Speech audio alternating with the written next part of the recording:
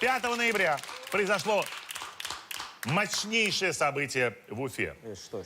В Уфе есть аэропорт. И в нем Эльбрус Нигматуллин установил рекорд. Протащил самолет «Боинг» весом 36 тонн на 25 метров.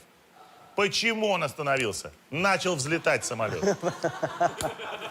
Как это возможно, один человек тащит самолет? 38 тонн. 36 тонн, Мить, ты прибавил 2 тонны. Извините, я 36. Но все равно. Встречайте, многократный обладатель титула «Самый сильный человек России» Эльбрус Нигматуллин. А ну-ка.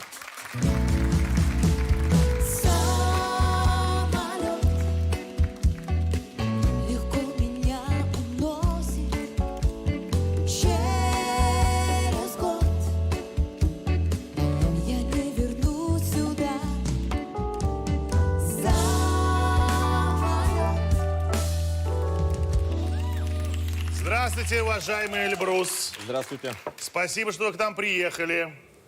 Спасибо, что вы пришли. Если вам что-то не нравится, как у нас тут устроено, можете переставить, как вы хотите. Да нет, все замечательно. Все вам нравится? Да, пока да. Расскажите-ка нам, Эльбрус, пожалуйста, вообще, как это все началось? Как стать? Вот с чего? Вот я хочу, чтобы у меня, не знаю, ребенок был самым сильным человеком в России. Что нужно делать для этого? Показать пример ребенку. Своим примером? Конечно. Еще как-нибудь? Вот я хочу вас поставить пример. Вот вы с чего начали? Я начал с того, что начал, значит, ну, в те далекие советские времена разбирать сельскохозяйственную технику. Жил я на селе. Вот штанг, гантелей там никто и не видел, и не слышал про них. Да. Вот, и мне приходилось своими руками спортивный инвентарь делать из того, что было на селе. А что на селе есть? Трактор. Трактор, да, комбайн, другая сельхозтехника. У вас здесь трактор, здесь комбайн, и вы... Ну, не совсем так. Вот. Я разбирал их на отдельные части. Меня интересовали, значит, оси, катки. Вот так Советский Союз развалился, понимаете? Оси, катки. Значит, вы... Что вы использовали? Колеса. Колеса. Колеса, да. То есть вы колесами... От гусеничных тракторов, да. Ой-ой-ой. Да, это были мои... мои первые блины от штанги. 16, 17, 14 килограмм весило одно колесо от трактора. Вот. Мне начинало как положено с парочки, затем стало мало. Пошел за второй парой. Соседний колхоз. Потом третий, да. Благо, техники было много. Да, и она вся не работала. Да, я понимаю.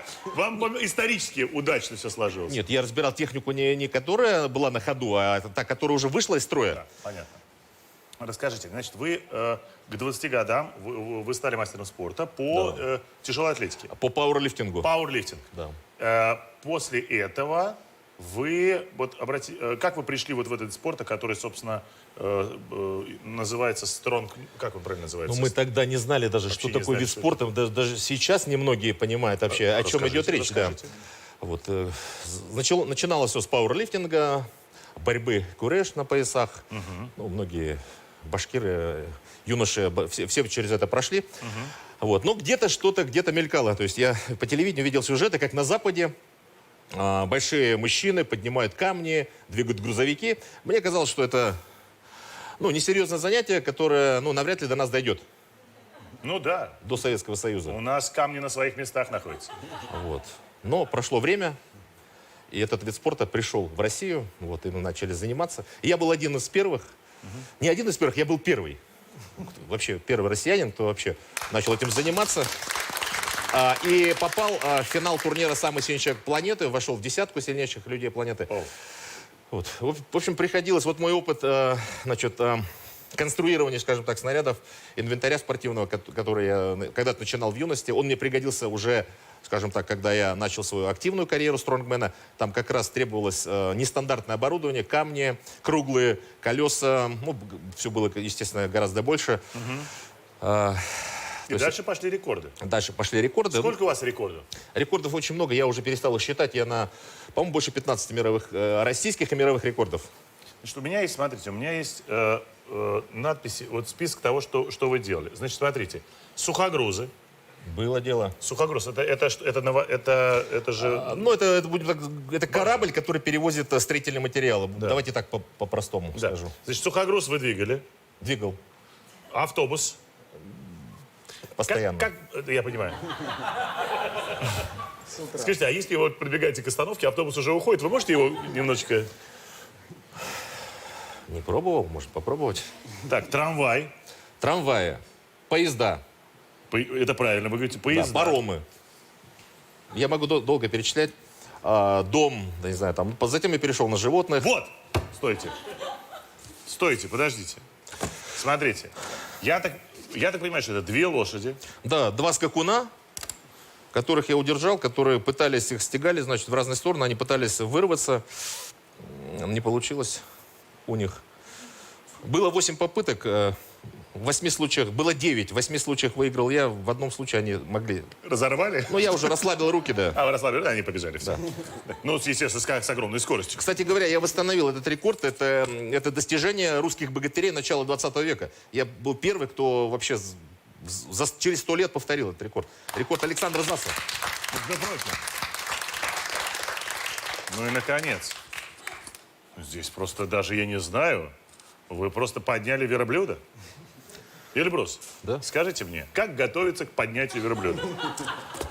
Я сажусь за стол, беру, значит, карандаш или ручку, беру листок бумаги чистый и начинаю рисовать. Писать. Конструкцию, вес верблюда. Все правильно, да. Физику. Дело в том, что в школе я не только пятерки, не только по физкультуре получал и по начальной военной подготовке, но еще и по физике в том числе. Даже на олимпиадах участвовал. Я понимаю, что прежде чем задачу решить, нужно ее сначала прописать, просчитать, узнать, где самое тонкое место и укреплять это самое тонкое место. Тонкое место это был я. Я Да, понимаю, это что мои физические возможности. ваши Да. физические И возможности. над этим надо было поработать. Сколько весил верблюд? 700 килограммов плюс клетка 300 килограммов. То есть стоп. Стоп. 1000 килограммов, Да, получается. 1000 килограммов. 1000 килограммов у вас, все, и вот это вы стоите, и на вас 1000 килограммов. Да, я оторвал его с платформы, то есть примерно на 30 сантиметров. То есть я сделал приседания. Ну, в фитнес-залах наверняка были. Знаете штуку приседания со штангой на спине? Я знаю просто, что такое приседание. Вот я В очень красивой форме. А что такое со штангой? Я занимаюсь со своим весом. Иван, вы не поверите, я тоже работаю в основном со своим весом. своим весом Иногда тоже? с чужим, да. Хороший техник. Новый рекорд. 36 тонн. Давайте посмотрим, как это было. У нас есть видео.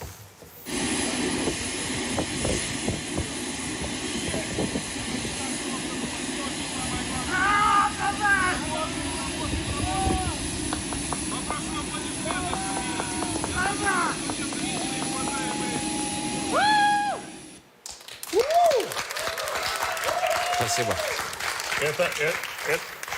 Это вы покрикивали там? Да, начал я, но затем меня поддержали журналисты, друзья мои, немногочисленные. Скажите мне, ну вот, во-первых, как пришла эта идея? Но дело в том, что Опаздывал я как-то на рейс. я очень люблю самолеты. Они очень красивые, быстрые, большие, тяжелые. Вот, и они ассоциируются со всем положительным, что в моей жизни было. Я думаю, что и со многими из вас. У многих из вас он вызывает самые положительные эмоции. Я всегда мечтал его, ну, скажем так, прикоснуться, как-то приобщиться, что ли, к его вот этому положительному имиджу.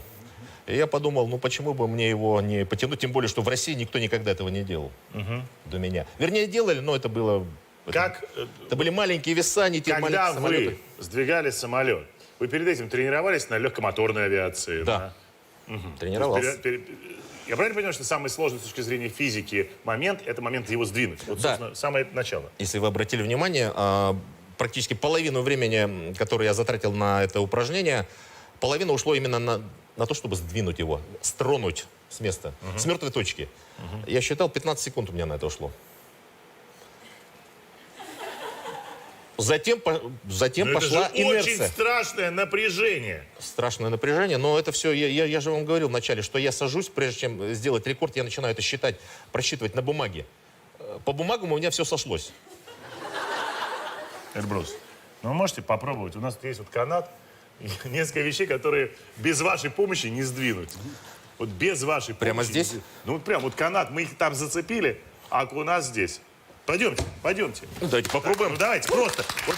Я уверен, что вам это под силу. Кстати, канат вполне? Ну, да, хороший Давайте, канат. давайте сейчас Джутовый попробуем. канат. У нас есть... Там зацепили, ребят? Да, там зацепили. Сейчас давайте. Вы тяните аккуратненько. Давайте, это тяжело сейчас будет. Давайте, вот. Вот. Поехали. Так, вот, тянет. Папа, давайте смотрим. И пошло, посмотрите. Посмотрите, что вы делаете. Вы посмотрите.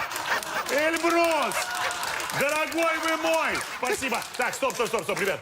Перебрасываем канат дальше, перебросим сейчас еще. Там много есть вещей, которые без вас не сдвигаются с места. Иван, может быть, вместе попробуем? Давайте сейчас конечно, сейчас. Давай я в знаю. кадре Давайте в появимся кадре, вместе. поехали. Поехали. И, Мощнее. ну давайте мощнее, Эльбрус. Ну, Ножку вперед, ножку вперед. А где она? Где она? Она не гнется. Давай, ребят, показывай. Поехали. Ну-ка, пошло. Вот. Отлично. Убрали. Все, есть, дернули. Ну и давайте самое главное, самое страшное. Да, Эльбрус, самое страшное. Мы это сделали. Нет, подождите, мы не сделали главного. Нам нужно поднять, сейчас мы будем поднимать кое-что, что находится на дне. Со дна прям зацепили канатом. Давайте, поехали. Вместе. Поехали. И... Давай, показывай, ребята. Давай.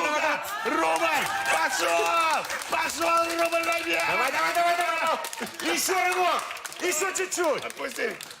Не, ладно, пусть лежит. Я уверен, что рано или поздно сам всплывет. Эльбрус Нигматуллин, друзья, самый сильный человек России. Эльбрус, спасибо вам огромное.